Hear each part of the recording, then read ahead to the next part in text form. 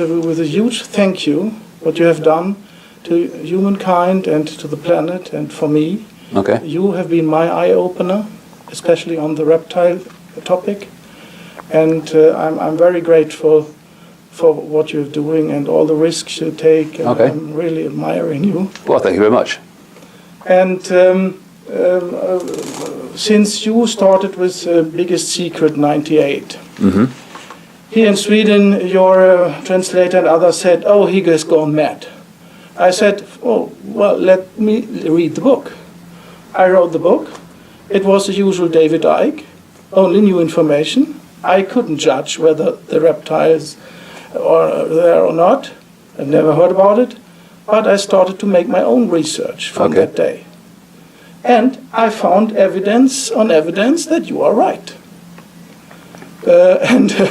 Therefore, one of my main themes when I talk to people and try to eye-open is be aware there are others here on that planet, not only humans, and they are in charge.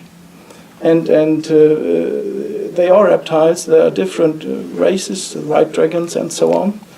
And if you wouldn't mind, I would like to have the emphasis in this interview on your research on reptiles and what was your eye-openers and the most open evidence that you can transport to others that they perhaps get their eyes open. Well, what I've done over the years is let information accumulate. So if someone comes along and says reptiles run the world, I say, okay, well, a bit more. So what are you saying?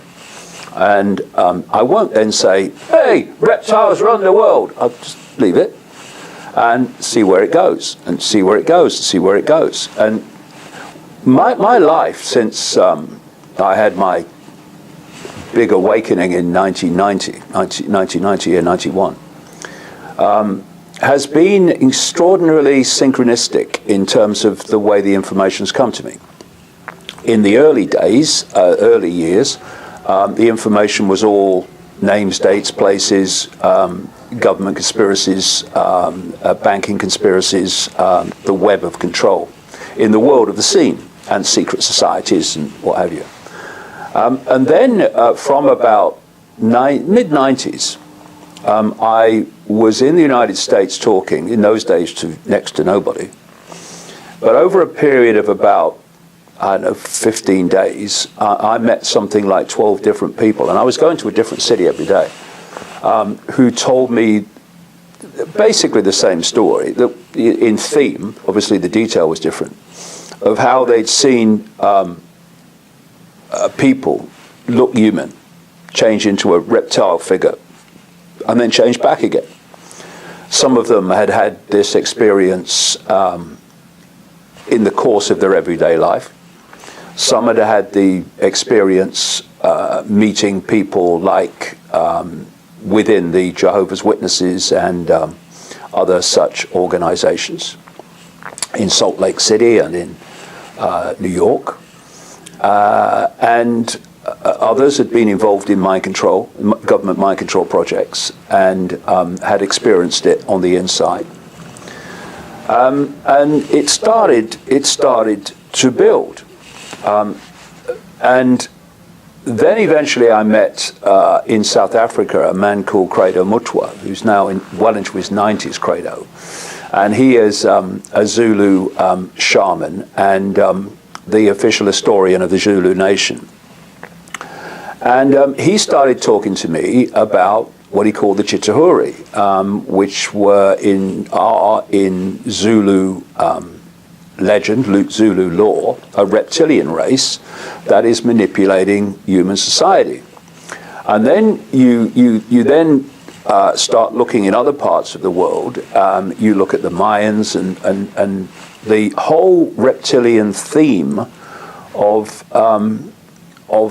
history and ancient cultures. And then as it builds up and builds up and builds up, then you start meeting, if you like, insiders in the modern structure who are telling you the same thing. And by this time, the whole wealth of information has got to the point, and it's so multifaceted, that you cross that line where you say, actually, this is going on. And it's like everything, you know. People talk about mind control. I call it perception control, same thing. But perception is a milder word than mind control. Mind control, people think Manchurian candidates and stuff like that. Perceptual control is the way, and in the end the only way, that a few people can control billions, by getting them to see the world in the way that suits the few and the agenda of the few. And of course, if you want to hide the real point of control, what's really behind the global web of manipulation, then you need your target population in a perceptual state that cannot conceive of such a thing. So it's extraordinary that we live in a reality in which our visual frequency band is so tiny, visible light, it's laughable. It's a joke how little of reality we can see. Yes. We live on a planet, I would say actually it's more than that, but on a planet, which according to mainstream science and their projection of the size of the universe currently, the Earth is the equivalent of 1/1,000,000th of a pinhead. So that's the nature of what we're experiencing. And yet, the perceptual control is so powerful that to speak of other forms of life that are not human, that take an intelligent form, that operate outside the frequency band of human sight, is to be, by reflex action, in the case of so many people, to be called mad and crazy and ridiculous. And of course, that is a wonderful perceptual firewall against people encompassing the fact that the world is not just a little bit not like they thought it was, it's nothing like they thought it was.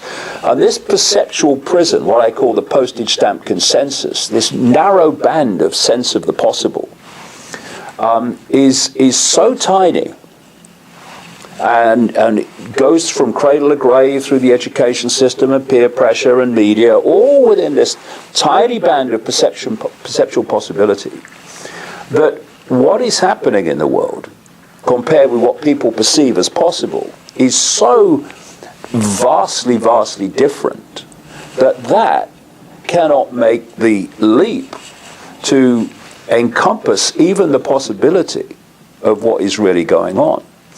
And so when I started out with this and started writing about it in the late 1990s, I knew what the reaction would be. I knew they'd say you're crazy, you're mad, he's all this stuff. Because if you look through what we call history, anyone, almost in any subject area, that has gone beyond the norm, gone beyond the postage stamp, has had dismissal, ridicule, or whatever. So that's part of the course.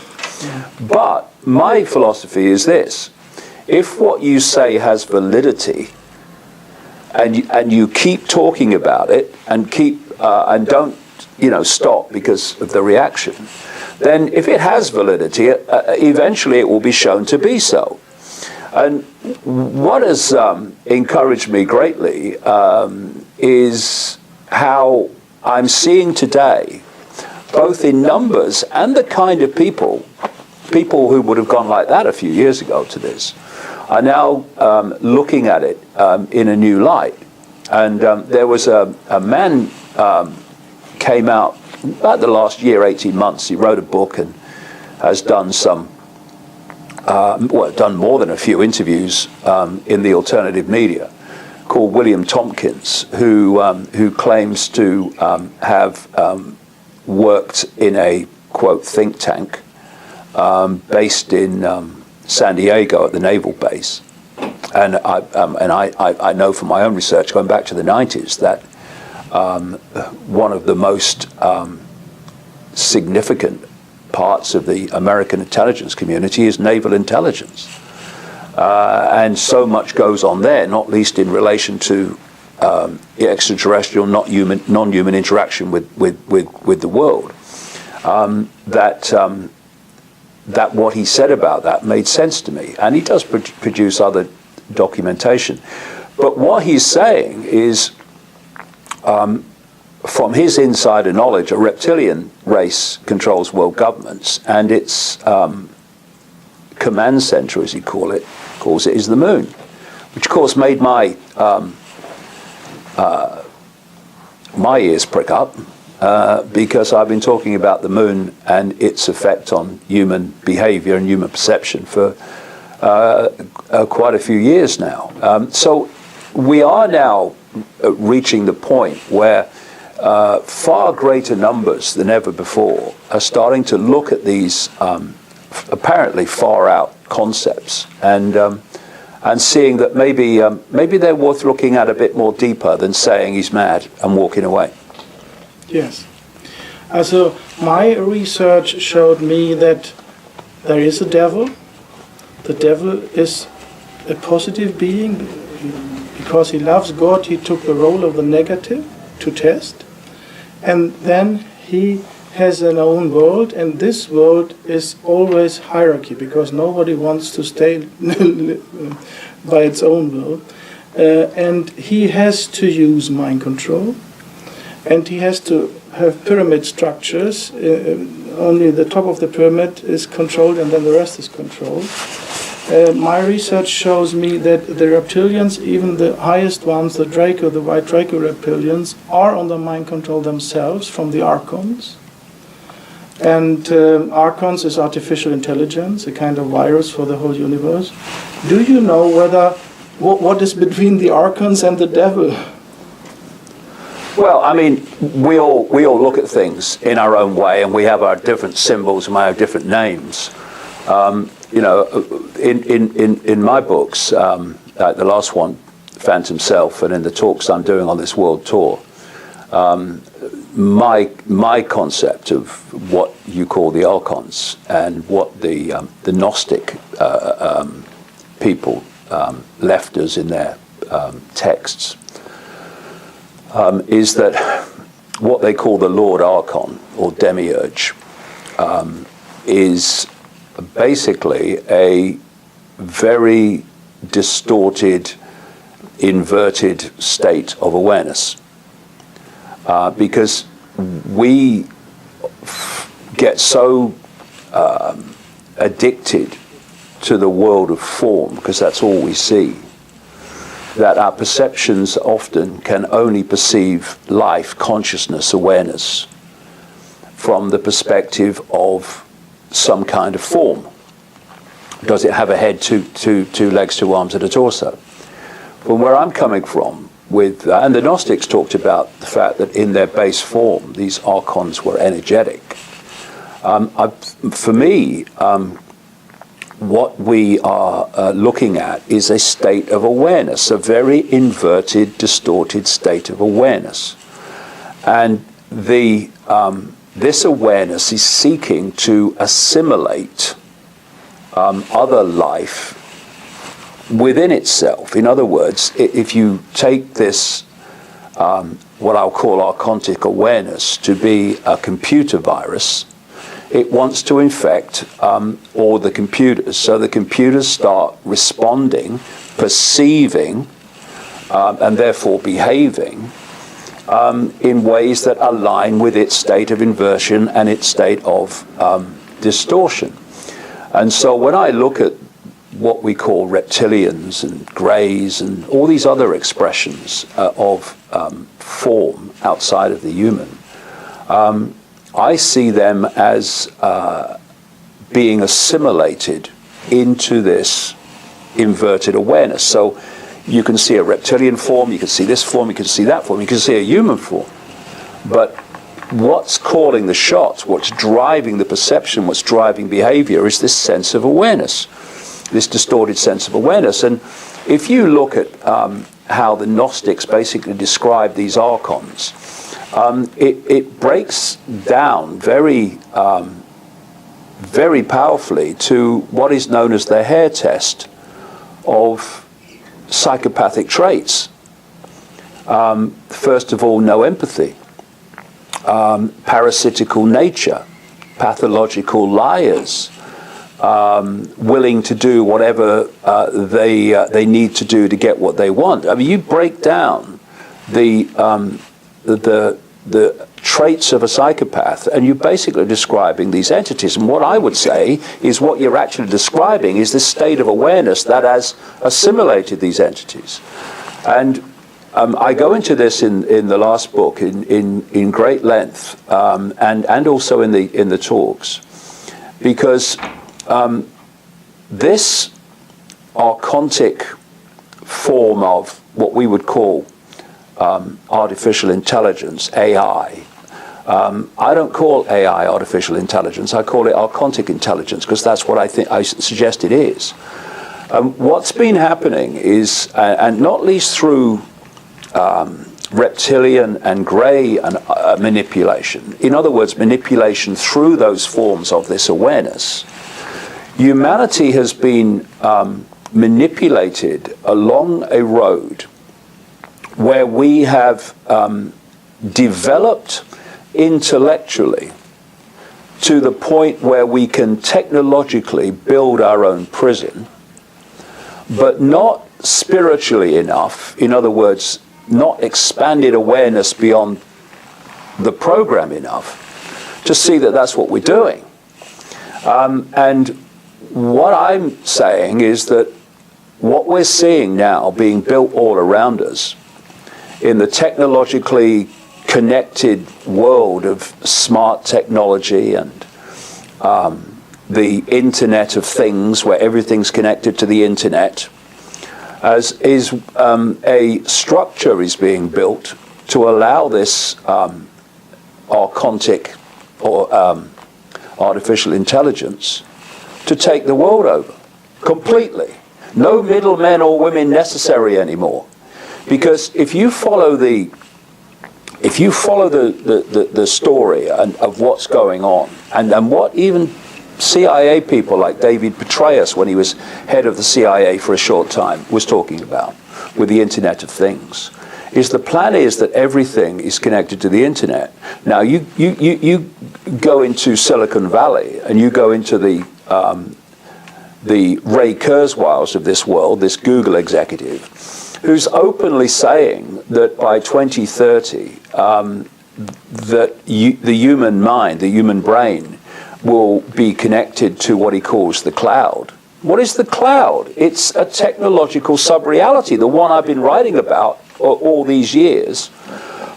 And this technological sub-reality, which he calls the cloud, is being designed to be controlled by artificial intelligence. Now, the point I've been making is all the time now, we are hearing artificial intelligence will control this, artificial intelligence will control that. But where is the big question? What is artificial intelligence? What is this intelligence that's going to be not only controlling the Internet and everything connected to it? They're now building a gathering world army of military technology, which is controlled by AI. And then you've got this whole nanotechnology level of what they're calling smart dust, where you can breathe the stuff in and you suddenly become connected because you've got this nano technology inside you communicating with other technology, so you become part of the grid. Now you're connected to the frickin' Internet, along with the fridge and the heating and the car, the driverless car, and all the rest of it. So then, and Kurzweil's openly talking about this, then, as he's saying, Once people get connected to this artificial intelligence, this cloud, gradually after that, the cloud, AI, will do more and more of their thinking until there's no human thinking left. He's openly saying this now. Why? Because the sales pitch is will become superhuman. The reality is will become subhuman, non-human. And if you look, I call Silicon Valley the devil's playground, I guess, because that's where it's coming out of. It's a combination of Silicon Valley and DARPA, the technological development arm of the Pentagon, that are working very closely together. And you can even show this in career moves. You've got this lady, Regina Duggan, who was director of DARPA, that comes up with more and more sophisticated ways of killing ever more people, like death rays and stuff like that. A DARPA that actually claims on its own website that it was responsible for the internet being the backbone of this technological control system. And suddenly Regina Duggan makes, on the face of it, a very strange career move. She goes and becomes an executive of Google, where Ray Kurzweil is, of course, and all this. And then last summer, the summer of 2016, she moves and becomes an executive of Facebook, which is another organization in this internet Silicon Valley web that is all part of this creation of this technological sub-reality to be controlled by AI. And what Kurzweil is saying in selling this superhuman stuff is now being supported more and more by other major players in Silicon Valley, not least this guy Elon Musk, who was a co-founder of PayPal and puts rockets up into the sky, taking satellites to beam Wi-Fi everywhere. That's all part of this. Elon Musk has a very strange way of selling the same thing that Kurzweil's saying. He's saying, well, yeah, he says, this AI, it's very dangerous. I mean, it's very dangerous for humanity. But if we're not going to be assimilated by robots, then what we've got to do is get connected to AI so that we can keep up with them. So, I mean, it's like good cop, bad cop, Kurzweil, Musk. And, of course, Elon Musk has come out in the last few weeks and talked about the fact that he's developing this, quote, neural link between the human brain and technology. And you're seeing it unfold all around you. But you need eyes to see, and then it's an open book. If your perception is caught in the postage stamp, then you won't see it. Everything will be just a blur of things happening with no connections. What's happening in terms of preparing people for it and pulling people along this road is that there's a very clear stepping stone going on. First of all, you get people addicted to holdables. Well, I mean, that's not achieved, is it? Hello? Sorry, I'm on the phone. Yeah. And then you move them on to wearables. Now you're on the skin. You want to get in the body. Now you're on the skin, so that you're closer. These are your Google Watch, your Apple Watches, your Google Glass, and Bluetooth, all this stuff. And then you move them where you really wanted to go all along, and that's implantables, and that's now happening. You know, I mean, I wrote a book in the mid-90s called "And the Truth Shall Set You Free," in which I quoted a guy who said he'd been to meetings, including people like Kissinger, where they were, even back then, because they don't make this up. Aaron Russo? No, it was further back than that. He was a guy that worked in technology, and he was saying that at these meetings, the plan was discussed of how they were going to sell microchips to people.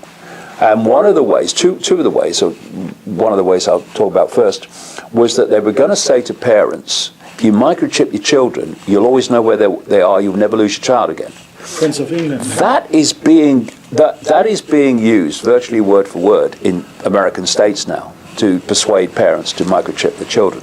And another way was starting the stepping stone by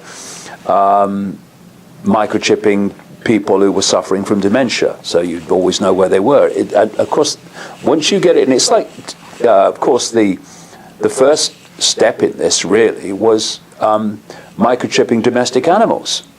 First of all, this is the process. Watch for this, people. The first process is, oh no, it's only voluntary. Oh no, but it's very good, very good. You'll always know where your dog is. Yeah, great. And then a bit further down the road, actually it's now compulsory. And this is what they want to do with microchips. And just as they've made it virtually impossible, certainly in an urban situation, to function without credit cards these days, so the idea is to make it almost possible to function without the microchip. And the thing about microchips is, you know, we talk about these chips under the skin, which are like, you know, the size of a grain of rice. But in many ways that's a diversion. I mean, you know, to pull you in there. Oh yeah. So you don't see the smart dust, the neural dust as they call it as well. And there was a movie a few years ago called Transcendence, starring Johnny Depp, which was actually putting it in your face. This was a movie where Johnny Depp played a scientist a little bit into the future, by which time the Internet of Things was a reality, who had a quantum computer, well beyond the computers that we see now. And he found he was dying, so he and his scientist wife downloaded his consciousness onto the quantum computer, and after he died, they'd download it onto the internet. And Johnny Depp's mind became the internet, the mind of the internet. I mean, of course, there's many scientists around the world who are saying, now, could the internet wake up? I think it already has, personally. But anyway, what happened then is, because the Internet of Things was a reality by then in this movie, his mind controlled everything connected to the internet. So then the question was, how do we get humans connected to the internet so the Johnny Depp mind can control them? And what they did is they spread, quote, sentient nano probes, nanobots, on the wind. Chemtrails? On the wind. Chemtrails, exactly. That chemtrails is we've looked at the content of chemtrails from the point of view of aluminium, from the point of view of barium, and all these other things. But for me, what the key thing that's coming down is nanotechnology. For me too. And then you take again Ray Kurzweil. Ray Kurzweil has openly said that everything, all of nature, trees, everything, and everything in cities, but the whole of nature, he says, is going to be infused with nanotechnology, smart dust. So, as he says, they will all become intelligent.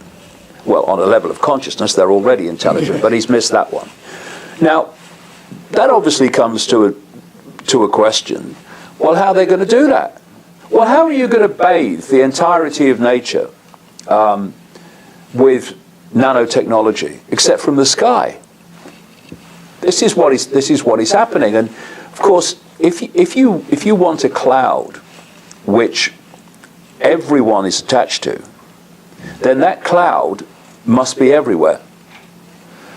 Nowhere at all excluded. And so what we're seeing is satellites going up on an extraordinary scale, people don't realize, to bathe the entire planet with Wi-Fi.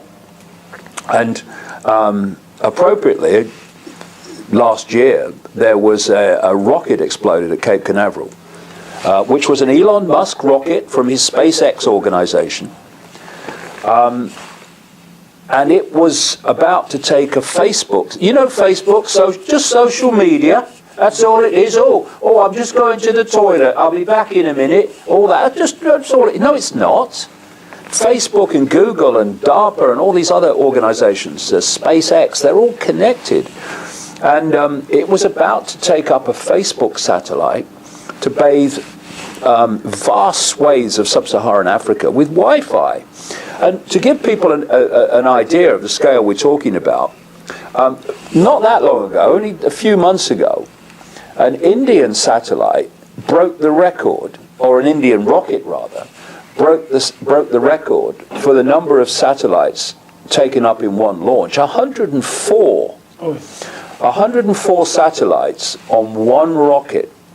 And so when you look at the entirety of it, how many satellites are going up? What we're looking at, I've been writing about this for years and years and years, that it was coming. We're looking at the creation of a technological sub-reality beamed at the Earth within the level that we interact with. And it is a massive assimilation of the human mind to control every thought, every perception, every feeling, every emotion. And I saw a presentation by a former DARPA operative, where he was trying the best he could and struggling to put it in positive terms. But he was describing quite openly the fact that they were developing a hive mind, a hive human mind. Again, you know, they're selling it in positive terms. Oh, you know, you connect all minds, you've got one gigantic mind, think what we can do. But that's not what it's for. It's for creating one connected hive mind with one point of perception, which everyone and will get. Controller. Yeah, exactly. And it's something that it's more helpful now. Ironically, the closer we get to this technologically, the more the technology itself is becoming known by people, and people are becoming familiar with it, which gives you the analogies, if you like, to explain things which people can follow, because you're talking basically about something they're becoming more and more used to. You know, if you were a shaman back in 100, 200, 300 years ago or more, how do you start talking about this whole manipulation with only the tools and words and analogies of that society? You where do you start? You've got to use massively wide analogies that are way off the mark, but as close as you can get. And then, you know, the anthropologists and the historians go along to these ancient cultures and what have you, and they take what the shamans say literally and say, oh, they're all mad, they think this. No, it's symbolic. What we have the advantage of now is that what we're talking about is when you're talking about these technological things, and artificial intelligence, you're not any longer even using analogies. They're basically real. You're basically talking literally with all this. And so what we've got is this gathering creation of a vehicle for artificial intelligence to control everything. And that artificial intelligence, ultimately, through other forms like reptilian and others, has been manipulating human society along this road all along. Do you have a clue who constructed the Archons or AI? No, I mean, what the Gnostics talk about is the fact that it was an error. It happened by a kind of mistake, as they saw it, that it was a creation which went awry and then became a force in itself, but a force that was artificial in the sense that it wasn't an expression of the great awareness, what I call infinite awareness. And it kind of, what's coming into my mind as I'm speaking is The Sorcerer's Apprentice, the Disney film. You know, where the buckets and the brushes just kept increasing and increasing and replicating until that you know, it was all completely uncontrollable, because that was the Sorcerer's Apprentice, played by Mickey Mouse as I recall it, was trying to do an experiment when the sorcerer was out, and it went totally wrong. And so and what he created kept replicating itself until there was just absolute uncontrollable chaos. And that's, you know, in the widest possible analogy, that's kind of what they seem to be talking about and describing. I heard that positive non-human entities are now coming to the world to help us because they most fear AI. They say we must stop it here, otherwise it's spreading more over. Have you heard something about that? Well, let's say I hope it's bloody true. Well, we are in trouble. Yes, I do think that. See, long ago in 1990, when I had my kind of awakening, and in those early days, I met quite a few psychic people. I went to one by choice because I felt this presence around me for about a year. I wanted to see if she'd pick it up and give me any clue what was going on. That was the one I chose to go to. But after that, I met many others synchronistically. I mean, everyone I seemed to meet was a psychic for about 6 months, and then it just disappeared. But in those early months, there were many themes that I was being told through these people, and one of them was that there was a kind of a vibrational frequency change coming that was going to wake people up from their slumber, their coma. That people who were most awake, what we would say today less programmed, would be affected first, and then even those really programmed at that time would start to be affected. And the other expression of this was that all that had been hidden will be brought to the surface. And of course, in 1990, there was no evidence for that whatsoever. But look at it now. You know, as I go around the world on this speaking tour since June last year, I've never seen anything like it, both in numbers and also in the kind of people that are coming, the kind of people that stop you in the street. I mean, you know, in the last, nearly 30 years, 27 years I've been on this road now, doing this. It's gone from being laughed at wherever I went in Britain. Literally couldn't go into a bar without there being just uproar and laughter and ridicule, to people literally all over the world stopping me in the street, recognizing me because they're into the information. Now, you know, something is happening. There is an awakening going on. And what I'm seeing is this. It's a fork in the road that's becoming more and more blatant and more extreme, in the sense that the numbers that are awakening to beyond the program and seeing the world differently is growing and growing and growing. But those who are not are going deeper and deeper and deeper and deeper into the program. It's you know, there was a point where you just started to see it, that kind of stuff, but now it's like blatant. So I gave the name to this vibrational change, the truth vibrations, the first name of the first waves. book. Yeah, which is, I gave it the name truth vibrations because of this thing I was told about all that had been hidden being brought to the surface. So, you know, there is something happening to challenge this distortion, and you know what we need, I think, is an explosion of empathy. Because I look around the world and I see empathy being systematically deleted. And once you delete empathy, you are then into the major trait of psychopathic behavior. Devilish behavior. When I see kids on computer games, violent computer games, where they are being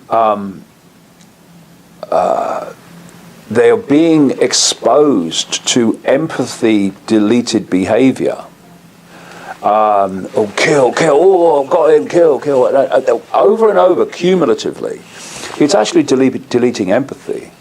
And without empathy, then there is no fail-safe mechanism of human behavior. And so for me, we need an explosion, an outbreak of mass empathy with each other.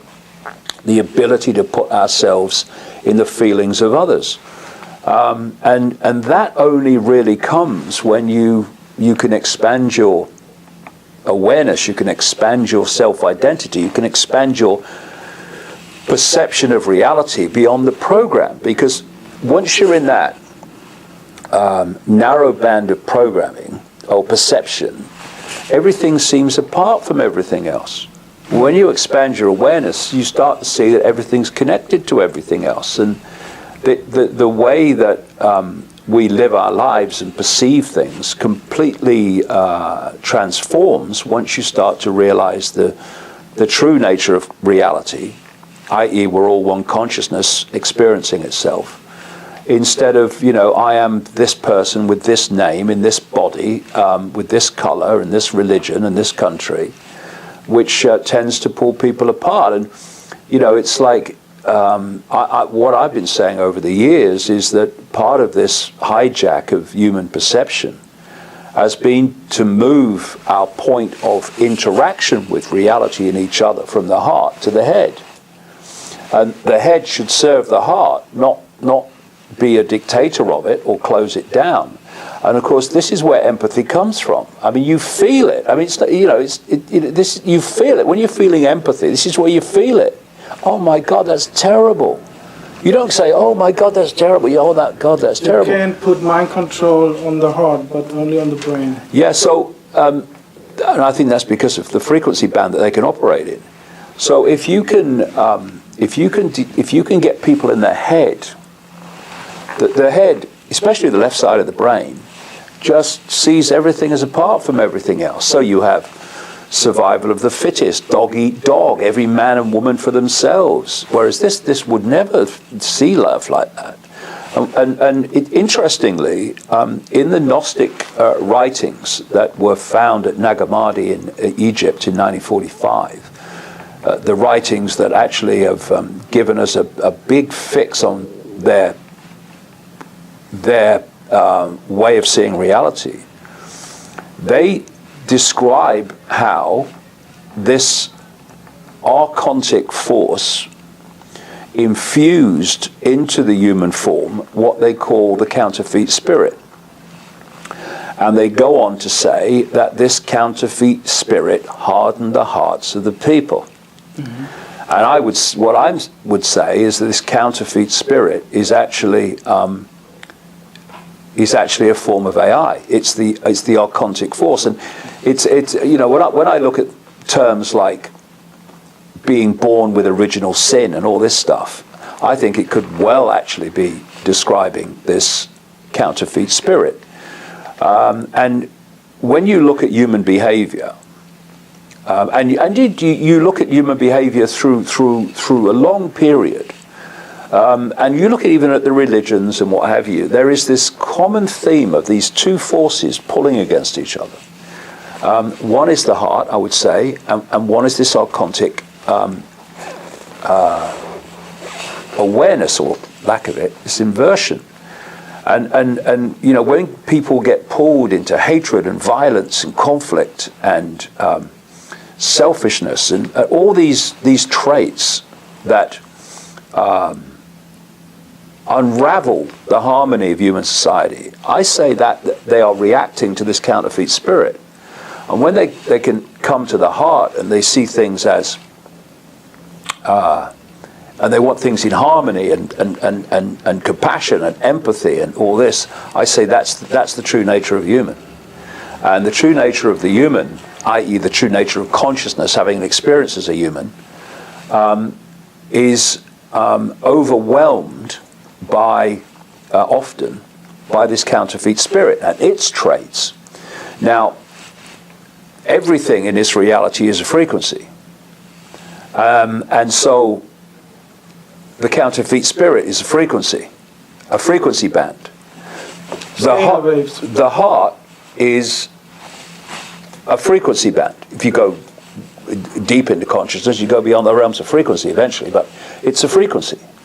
Now, if you can put people into low vibrational, as I call them, mental and emotional states, which are themselves frequencies, if you can pull people into mental and emotional states that are within the frequency band of this counterfeit spirit, then that you're locking them into it. You're increasing the power by which this counterfeit spirit impacts upon their behavior, their responses, their reactions, everything.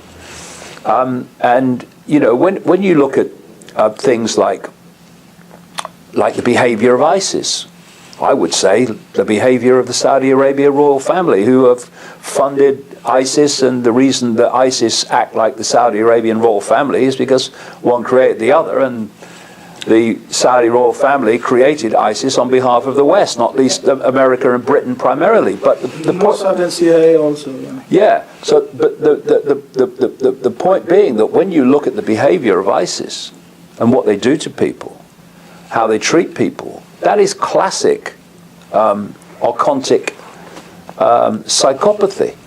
Some say a lot of reptilian souls reincarnated, which before had been in the Soviet Union making the revolution and all the cruelties in the communist part of the Russian time.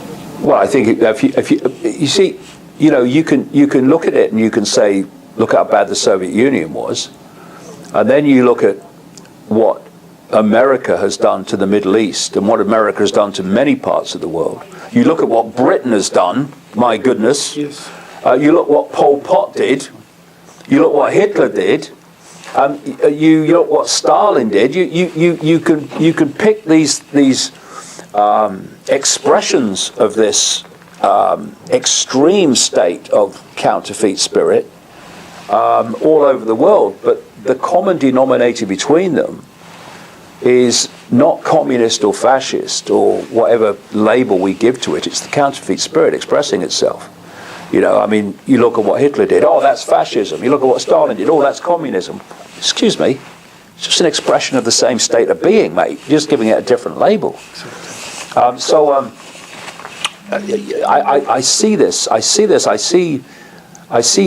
on the news when I look at people, you know, in these situations of conflict and horror and violence, and you can see it. You can see it in their eyes.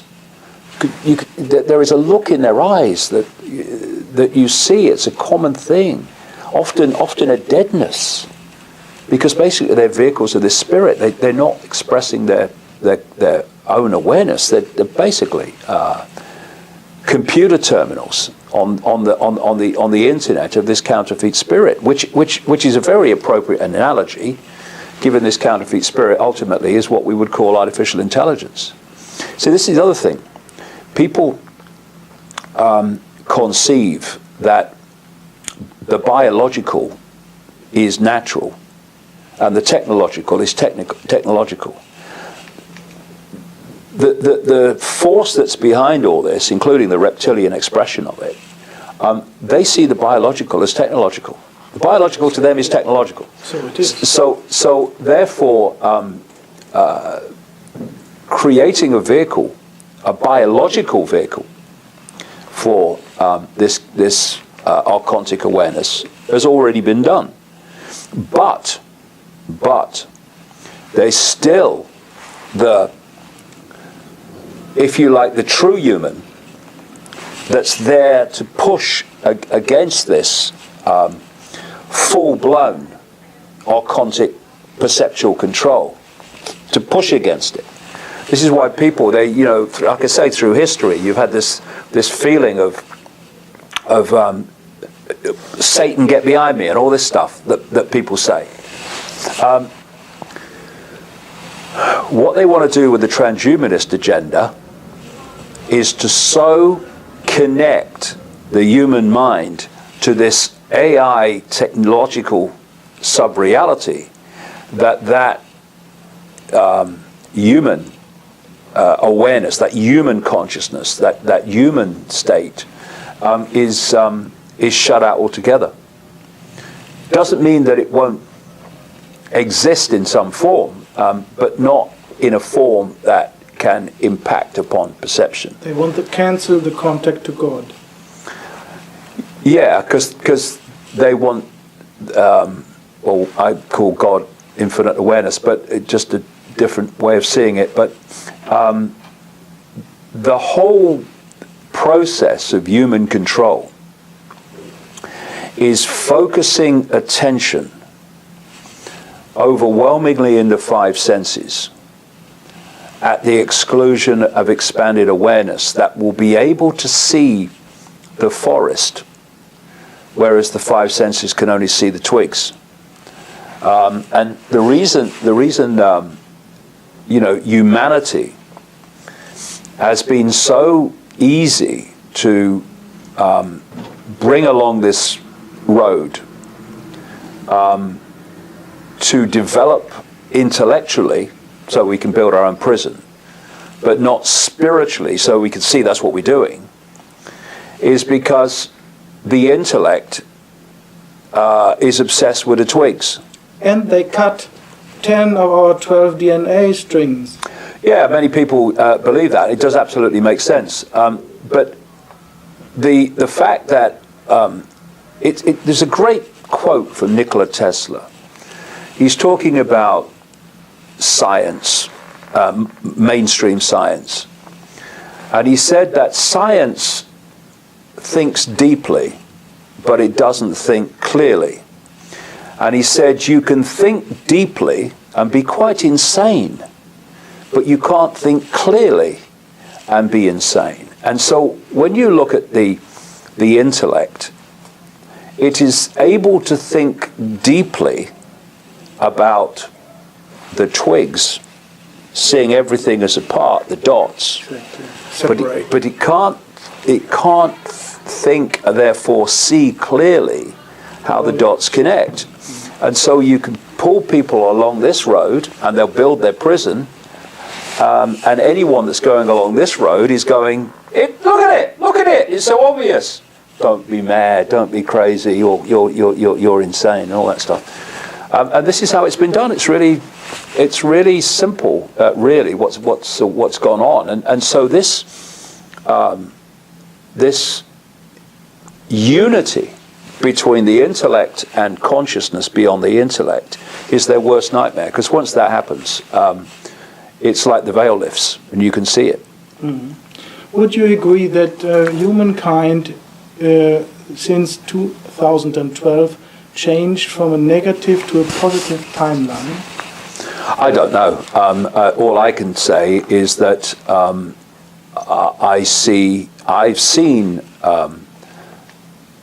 a gradually emerging momentum from nearly 30 years ago when I started out, when, oh dear, virtually no one wanted to know. No one was interested. I mean, I went around America for 3 months, and I was talking to 8 people here, 20 people there, someone's front room, 3 or 4 people. And now I look at what's going on today. There is a momentum of awakening going on, there's no question about it. So something's happening. And we just got to go with it, really. But not just go with it again intellectually, but live it. Not stand on one side of the street saying, oh, I knew that was coming, I told you, Ethel, I told you that would come in, didn't I? And you know what they're going to do next? They're going to do this. Go beyond that. Cross the frickin' street and engage with it. Stop cooperating with your own enslavement. Stop being intimidated into silence because people around you who can't see it are telling you you're crazy. It's time for action, not just seeing it, but going to the next level, which is doing something about it. And in the end, the number of people in full knowledge of what's going on in terms of being behind this is a fraction of the 7 billion plus people, and they can only keep that number of people under control with two main ways, and many others on top of it. One is to keep them in ignorance of what's happening. That's the perception. That's the perception deception. The other one is to set the target population at war with each other. Mind control. That's what they're doing. I mean, religions, races, income brackets, cultures, they're all played off against each other. And it's again, when you look at the state of being of this AI, archontic intelligence, it wants to control everything. It wants to control everything. Now you look at different cultures, corporations, governments, all these expressions of what we call human society. They all want to control everything. Control freaks. People are not, obviously more conscious people are, but those that are, fully blown, controlled by this perception, they're not satisfied with living their lives as they see fit, in living their lives in the sense of, this is how I want to live my life, this is what I believe. They've got to impose it on other people. They've got to take over. They've got to do a holy war or invade a country or whatever, because they must have control. Oh, America, oh yeah, our values, oh yeah, killing people on a vast scale, yeah, good values, yeah. So it's all about, we must have control, we must take over, our will must be done. And you can see the common themes, and I look at the world, and it appears on the surface to be so diverse, but it ain't. It's just different expressions of the same basic perceptual state. You look at all the religions, they're all the frickin' same. You have a congregation, you have a deity, and you have somebody, usually a man, usually in a frock, between the congregation and the deity, telling the congregation what the deity wants them to do. Look at the religions. Yeah. They're all the same. It's a program. And suppressing program. The world is a program. But we don't have to concede to it. We don't. The program is a frequency range. That's all it is. And they want to get us into mental, emotional, and perceptual states that pull our point of attention, our point of perception, into that frequency band. If you can reevaluate your self-identity, stop seeing yourself as your name and your race and your religion and your life story, and start seeing yourself as awareness, a state of being aware, having experiences with those labels. So the labels are your experience, they're not who you are. That very reevaluation of self-identity will move you into another point of perception. It will move you, therefore, into another point of frequency. And that's why they get the target population unknowingly, in terms of what they're actually doing, policing anyone in the target population who is starting to move through that process, and therefore see and say things differently to everyone else. And fortunately, I'm I have, some people would call it stubbornness. Other people would give it different names. But I've never had that. I won't have that. I won't have it. I will not have people tell me what I should think and what I should say. And they can throw all the abuse at me they like, but I'm still going to say it. And the more abuse you throw, the louder I'm going to say it. And what I hope I and others have shown is that you stand by what you believe and what you know, and you don't, you won't be silenced no matter what is thrown at you. Then eventually the waters start to part, and the world starts coming to you instead of you constantly having to go to the world to conform with what the world tells you should be. This is the great time where humanity needs to celebrate its uniqueness. You know, people think, oh, we're all one consciousness, oh, we're all the same. No!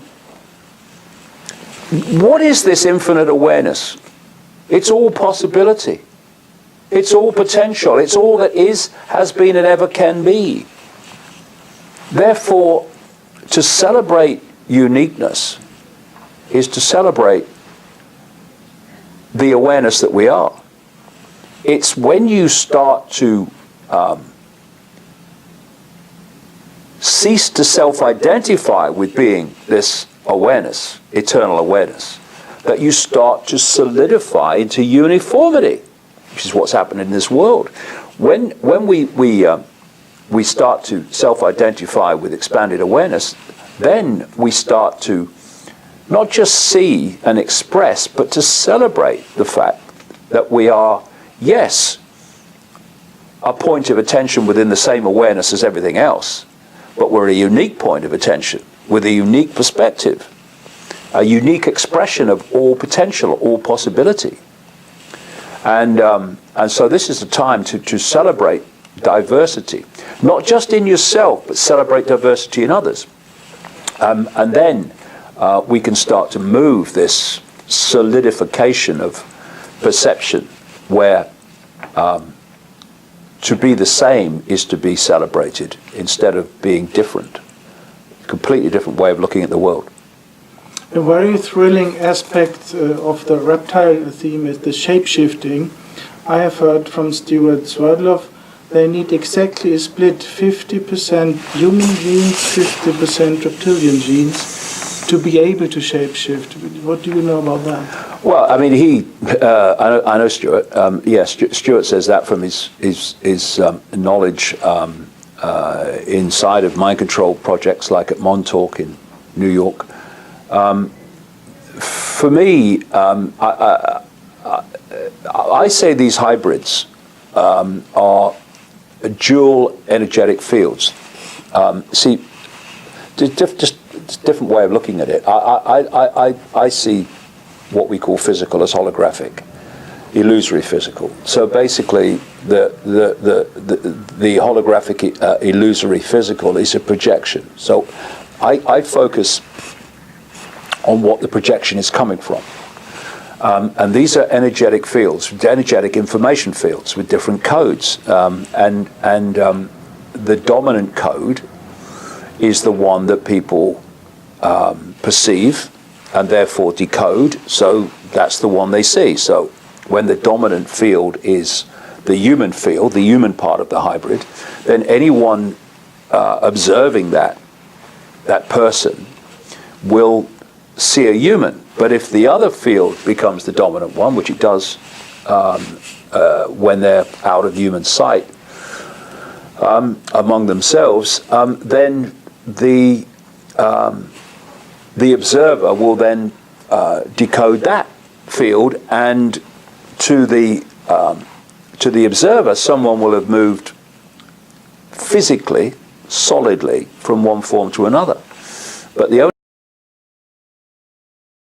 processes of the observer. because this is all an illusion. I mean, all this stuff we think is outside of us, not outside of us at all. So it's a shift of it. It's a shift of an information field, it's kind of worth people remembering before they wave away something like reptilian entities manipulating human society. That the room they're looking at only exists in that form, in a few cubic centimeters at the back of the brain, which decodes visual reality. The night sky, which seems just extraordinary distances away, and billions of miles away, and all these fantastic light year distances, but in the form you're seeing it only exists in the same few centimeters at the back of the brain that decodes visual reality. I can do that, and yet that table is not solid. Now, when you look at that, a non-human race manipulating human society is real small deal when it comes to fantastic. I mean, what's more fantastic than that? When it's actually not only is it not solid, it's not actually there, outside of me. Now, I mean, compared with that, these other things are kind of low range fantastic, aren't they? Really, when you think about it. Cool. Time to go. That's an hour and 5 minutes. That's a nice way to end as well. Okay. Final question: have you seen a shapeshift yourself? No, I've seen people's eyes change though. I've seen the reptilian eye go, over the years, because I've been doing this for a long time. I've never seen someone shift full body. I met a number of people who have. I met loads of people who have. And I remember a story, kind of good one to finish on really. I was invited to a conference in Santa Clara in California. It was a multi-speaker conference. Years ago I used to do them. And I've turned up, and I've slept overnight and not slept too well, a bit jet lagged. And so I've come down during the day while the morning talks are going on. And the place is empty, everyone's inside the hall. And I'm walking around to get my bearings where everything is. And I walk into this room. It's a big room, and there's loads of tables with people's books on them. And it was empty apart from one guy. And he said, "Oh, hello, how are you?" Yeah. So I went across, we had a chat. And he was coming from what you might call a Christian patriot background. I mean, he was looking at it from a Christian point of view. He was looking at it from an American, almost a kind of John Wayne point of view, And he said to me, "I like your stuff." He says, "I think you say some good stuff." He said, "But I can't get my head around this reptilian stuff and all this shape-shifting. I can't get my head around that." I said, "Well, as I said to everyone else, take what feels right, leave the rest. That's fair enough, no problem." Right. 24 hours later, he comes looking for me. He said, "I know what you mean." He said, "I've experienced it." I said, "What do you mean?" And he told me the story. There was a speaker at this conference who had been writing a column for this Christian Patriot guy's newspaper. And the guy had written an editorial. I mean, the guy running the newspaper, the guy I spoke to, he'd written an editorial about the previous month in which he'd been very critical of Israel, right, and what it was doing. And the writer was very pro-Israel, right, the speaker. So they've met, and I know what he meant, because in this hotel, it's still there, you had a big reception, then you had a gap in front of the reception, then you're all the bar area, it's very open. He said, "I'm sitting there in the bar having a drink," he said, "and this speaker came over, he'd just arrived, and was absolutely furious, spitting blood, angry. And a big loud argument ensued in the bar until the hotel manager came over and said, "Look, would you please leave because you're upsetting the other guests?" So this guy said to me, I said, I got up. He said, I just want to get away from him. Because he was in my face. I know the guy. It's exactly what he does. Anyway, he says, I walked towards the elevator. He said, I walked in the elevator, turned around, pressed the floor. But he said, the doors were just closing. And this guy put his arm through the door, and they opened. And he was in again. He said he was right in my face. And like I say, I know this guy, and I know that's exactly what he does. And he was, again, spitting blood, fury. And what people over the years have told me is that they've seen people shift when they've been in extreme states of anger. Because, you think about it, when people are furious, it sends an electrical charge through the energetic field, and it can destabilize it. That's why this can happen when people are in this state of absolute fury. He said, and he's there, he said, and he shifted. His eyes became reptilian. The guy's been... or the guys had a completely different view of the kind of stuff that I'm saying and others are saying ever since, because he's actually seen it. That's really what you have to do to be completely convinced, I guess. You have to see it. But there's another way, and that is to come across so many people all over the world telling you stories with the same theme, describing the same things in detail, to the point where something's going on here. And they just happen to be the same things that the ancients were describing, and the things that insiders are saying happen. So how much evidence do people need before they think, this world isn't like I thought it was? Thank you very much, David Icke. No problem. It was a huge privilege to No, listen to you. great. No problem.